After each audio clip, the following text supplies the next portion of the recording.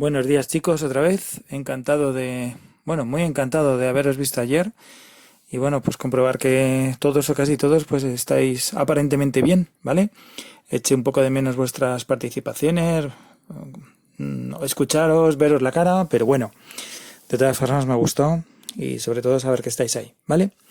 Bueno, pues vamos a seguir con un tema que ya hemos empezado el otro día, por eso lo tengo secuenciado como la segunda parte, que va a ser el tema de la poesía barroca y en concreto Góngora.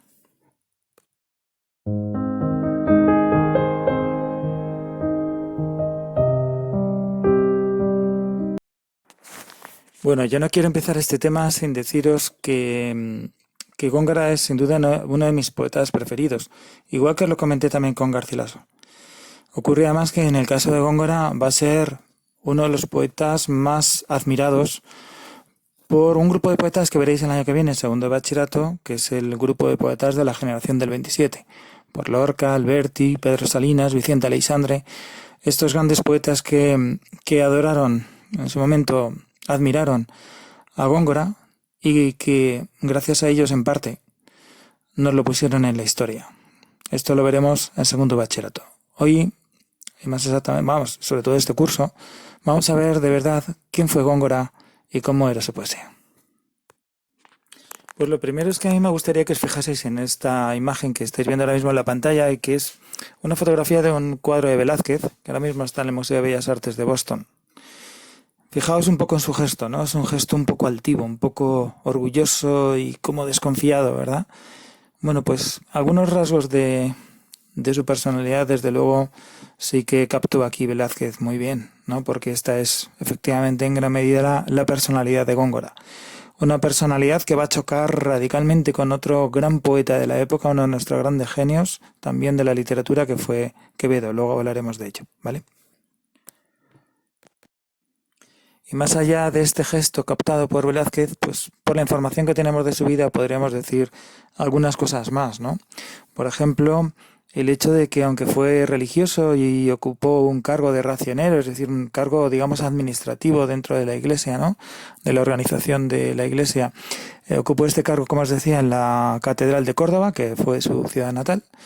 Pues la verdad es que a Góngora le interesaba poco, muy poco, por no decir nada, la religión, y eso sí, se arrimó a la Iglesia como una forma de supervivencia, ¿no? Como una manera de conseguir unos ingresos económicos más o menos fijos y más o menos, digamos, seguros.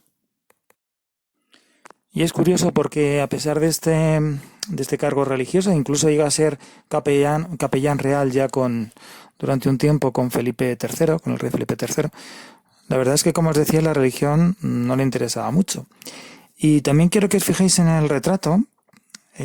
Por cierto, que se me ha olvidado comentarlo antes, luego lo veréis otra vez, porque se puede observar también un rasgo físico curioso, ¿no? Que es esa nariz aguileña. Por eso ese famoso soneto de Quevedo, que recordaréis todos, él era así un hombre, una nariz pegado, aunque no es del todo seguro, parece que se dirigía a su acérrimo enemigo Góngora. Pero más allá de esto, que os comentaba, de esos cargos religiosos que desempeñó, e insisto y subrayo, ¿no? Que él siguió en esos cargos sobre todo por mantener esos ingresos, porque de hecho no aparecía por la catedral ni digamos desempeñaba sus tareas hasta el punto de que llegó a ser criticado dentro del Cabildo y de la Catedral de Córdoba por ello. En realidad, Góngora lo que quería era asegurarse, como os decía antes, unos ingresos, y eso le va a convertir a veces también en un adulador, ¿no? Es decir, va a arrimarse, si le es posible, a los más poderosos y de hecho pues llegará a beneficiarse del mecenazgo, ¿no? Del apoyo de dos válidos que seguro que conocéis, como fueron el duque de Lerma y el conde duque de Olivares. Los dos, sobre todo el primero, fueron un gran apoyo para Góngora. Para Góngora, os decía, como también otros nobles a los que igualmente aduló, como por ejemplo el conde de Niebla, a quien dedicaría su Polifemo. ¿Y cómo era la poesía de Góngora? Pues ya dijimos en la sesión anterior que Góngora se va a convertir en el principal representante de un movimiento, de una tendencia dentro de la poesía barroca que recibió el nombre de culteranismo. El término culteranismo alude obviamente a cultura, pero como de una forma un tanto degenerada, ¿no? Los lectores y poetas de la época, cuando empezaron a ver o conocieron el estilo de Góngora, lo, les provocó una gran extrañeza, les pareció una desviación, casi una herejía, ¿no? Entonces el término culteranismo nos hace pensar en términos casi religiosos como luteranismo, ¿no? De ahí podríamos ver una especie de paralelismo. Es decir, el culteranismo sería una herejía, una desviación de la poesía, digamos, que siguiese las pautas de la poesía del Renacimiento, sería una desviación comparable a la del luteranismo frente al catolicismo. Así lo entendieron muchos de sus contemporáneos y de hecho esa poesía caracterizada por el retorcimiento verbal, buscando la belleza a través de metáforas prodigiosas, ¿no? de hipérbatos absolutamente dislocados, ¿no? Y desmesurados, como veremos luego en algún texto, con esas alusiones a la lengua latina constantes, con esa presencia profusa de la mitología clásica. Bien, todo eso provoca una especie de distanciamiento hacia el lector, le hace sentir la poesía como algo excelso, como una auténtica maravilla que supera nuestro entendimiento. Pero también hace a veces que la poesía góngora sea una poesía para muchos hermética, una poesía casi difícil de comprender, y ello le valdrá el término del príncipe de las tinieblas, ¿no? A Góngora se le conocerá así a veces como el príncipe de las tinieblas, por su poesía oscura, difícil, compleja. Este tipo de poesía recibirá su máxima expresión en un título, en una obra que debéis recordar, que es una de nuestras grandes obras de la poesía española, que es la Fábula de Polifemo y Galatea. Es un poema de 63 octavas reales, fantásticas, ahora veremos algún ejemplo, que desarrolla un tema mitológico, un mito que ya que es conocido desde, por supuesto, sobre todo la poesía latina y también la poesía griega. El personaje Polifemo aparece ya, por ejemplo, en la Odisea de Homero, ahora se me iba, en la Odisea de Homero, que es este gigante de un solo ojo, ¿no? Que se dedica al pastoreo en su isla. La leyenda nos cuenta cómo este cíclope, Polifemo, se va a enamorar de Galatea, una ninfa nacida de otra ninfa, de Doris. A ella le regala frutos, flores, ¿no? Todo lo más bello que encuentra en la isla es para su Galatea. Pero obviamente Galatea no siente ninguna atracción por Polifemo, todo lo contrario, lo ve como un monstruo, ¿no? E intenta evitarlo. Mucho más cuando conoce a un bello y joven, hermoso, llamado Acis, de la que Galatea se va a sentir, como decía, absolutamente prendada. Sin embargo, en una ocasión Polifemo los sorprenderá juntos y les lanzará una terrible roca gigantesca que acabará con esta historia de amor. Lo que gustará a los lectores y nos sigue maravillando hoy, y lo que les sorprenderá, no es la historia en sí, que ya era conocida, como os decía antes, está en la mitología clásica, sino el lenguaje. Fijaos aquí, por ejemplo, cómo describe la caverna donde vive Polifemo. De este pues formidable de la tierra bostezo, el melancólico vacío, a Polifemo, horror de aquella sierra, bárbara choza es, albergue umbrío y redil espacioso, donde encierra cuanto las cumbres ásperas cabrío de los montes esconde. Copia bella, que un silbo junta, y un peñasco sella. Obviamente no vamos a hacer aquí en el vídeo un comentario de texto, pero fijaos un poco en algunos rasgos, ¿no? Por ejemplo, estos hipérbatos fortísimos, ¿no? En los que el verbo tarda en aparecer, estos encabalgamientos abruptos, ¿no? La tierra, ese bostezo que aparece ahí descolgado, ¿no? Estas metáforas, ¿no? La entrada de la cueva es como un bostezo de la tierra, etcétera, ¿no? Y luego también la aparición de algunos cultismos que casi pasan desapercibidos, no os daréis cuenta de que es un cultismo e incluso lo podéis malinterpretar. Por ejemplo, cuando dice copia bella, que un silbo junta, se refiere a la abundancia. Copia viene es un latinismo, bueno, un latinismo no, es un cultismo, es una palabra tomada del latín que nos queda en algunas expresiones como por ejemplo llover copiosamente, ¿no? Pues bien, copia ahí significa abundancia y se refiere al ganado, no a una especie de copia o fotocopia, ¿vale? A lo mejor os parece un texto difícil, pero no es ni mucho menos de los más difíciles del Polifemo, ¿vale? Hay otras estrofas bastante más complicadas para interpretar. Aquí describe la caverna, luego describirá lo horroroso del cíclope, pero también tenemos otros momentos, otras octavas reales en las que describirá la belleza impresionante de Galatea, ¿no? Como este. Ninfa de Doris hija, la más bella Adora, que vio el reino de la espuma. Galatea es su nombre, y dulce en ella el terno de Venus de sus gracias suma. Son una y otra luminosa estrella, lucientes ojos de su blanca pluma. Si roca de cristal no es de Neptuno, pavón de Venus es, cisne de Juno.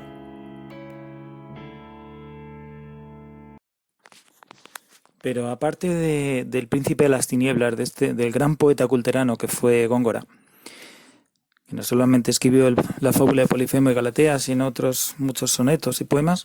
Aparte de eso, también fue, como dijeron en su época igualmente, el príncipe de la luz, porque se va a convertir en uno de los grandes poetas también del romancero nuevo. El romancero nuevo era una corriente poética que se puso de moda a partir del siglo XVI, en la que poetas cultos imitaban a los romances de la Edad Media, o los romances del llamado romancero viejo. La más bella niña de nuestro lugar, hoy vida y sola y ayer por casar, viendo que sus ojos a la guerra van, a su madre dice que escucha su mal. Dejadme llorar, orillas del mar. Pues me disteis madre en tan tierna edad, tan corto el placer, tan largo el pesar, y me cautivasteis de quien hoy se va y lleva las llaves de mi libertad. Dejadme llorar, orillas del mar. En llorar conviertan mis ojos de hoy más el sabroso oficio del dulce mirar, pues que no se pueden mejor ocupar yéndose a la guerra, ¿quién era mi paz? Dejadme llorar, orillas del mar. No me pongáis freno ni queráis culpar, que lo uno es justo, lo otro por demás. Si me queréis bien, no me hagáis mal. Harto peor fuera morir y callar. Dejadme llorar, orillas del mar. Dulce madre mía, ¿quién no llorará, aunque tenga el pecho como un pedernal, y no dará voces viendo marchitar los más verdes años de mi mocedad? Dejadme llorar, orillas del mar. Váyanse las noches, pues idos sean los ojos que hacían los míos velar. Váyanse y no vean tanta soledad, después que en mi lecho sobra la mitad. Dejadme llorar, orillas del mar. Lope, como veis, va a ser también un consumado maestro en este tipo de poemas, ¿no? Que, repito, relacionaríamos con el romancero nuevo. Son romances o endechas, y a veces letrillas. Las letrillas se definen o se caracterizan por este estribillo, ¿no? Que, como veis, aparece en este poema, que se repite, digamos, resaltando el tema, ¿no? Por supuesto, Góngora fue también un auténtico maestro del soneto. Vamos a leer uno que nos recuerda y lo podremos comparar a un soneto que leímos en clase de García Solavega, ese que empezaba con en tanto que de rosa y azucena, vuestra la color en vuestro gesto.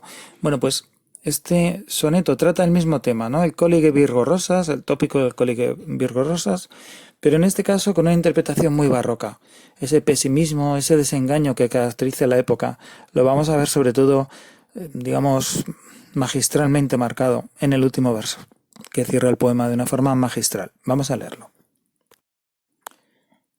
Mientras por competir con tu cabello, oro bruñido al sol relumbra en vano, mientras con menosprecio en medio el llano mira tu blanca frente el lilio bello, mientras a cada labio por cogello siguen más ojos que al clavel temprano, y mientras triunfa con desdén lozano del luciente cristal tu gentil cuello, goza, cuello, cabello, labio y frente, antes que lo que fue en tu edad dorada, oro, lirio, clavel, cristal luciente.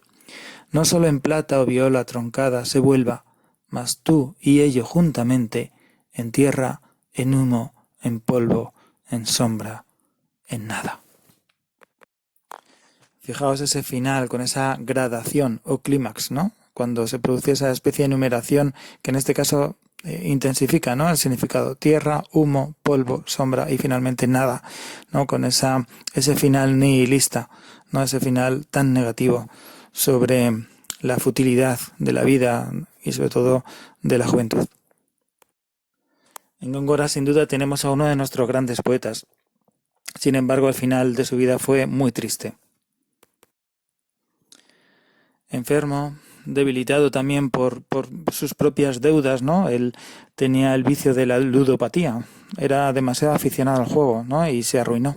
Entonces, vivió los últimos años de su vida prácticamente en la pobreza en Madrid y de hecho realmente llegó a ser desahuciado. Es decir, no podía pagar su propia casa en la que vivía. Los acreedores le acosaban y ocurrió uno de los episodios más tremendos, yo creo, de nuestra historia de la literatura.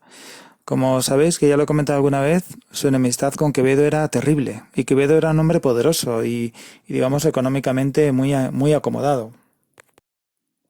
Entonces, al final de su vida, Góngora, como os decía, no podía pagar la casa, y Quevedo, en un gesto sorprendente, va a comprar toda la deuda de Góngora, es decir, paga a los acreedores de Góngora para que Góngora le deba ese dinero a él.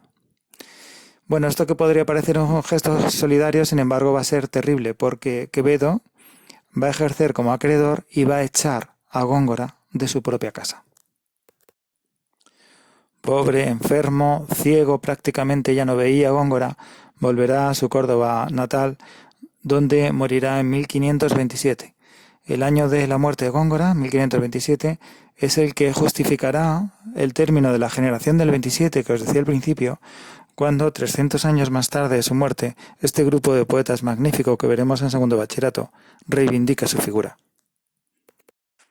Perdón, he dicho 1527 cuando quería decir 1627. Hoy nadie duda de la calidad poética de Góngora. A unos les puede gustar más, a otros menos, pero fue un hombre capaz de abrir una tendencia nueva como fue la del culteranismo, e incluso que fuese tan marcada su personalidad que el propio término culteranismo a menudo ha sido sustituido por el término gongorismo. La fábula de Polifemo y Galatea, junto a las soledades, que no llega a terminar, forman parte de nuestro corpus lírico más importante de todos los tiempos. Bueno, ya os dejo, chicos, espero no haberos aburrido mucho y os dejo con una imagen preciosa, una imagen de Galatea, de un cuadro de Jacques Stella. Hasta la próxima.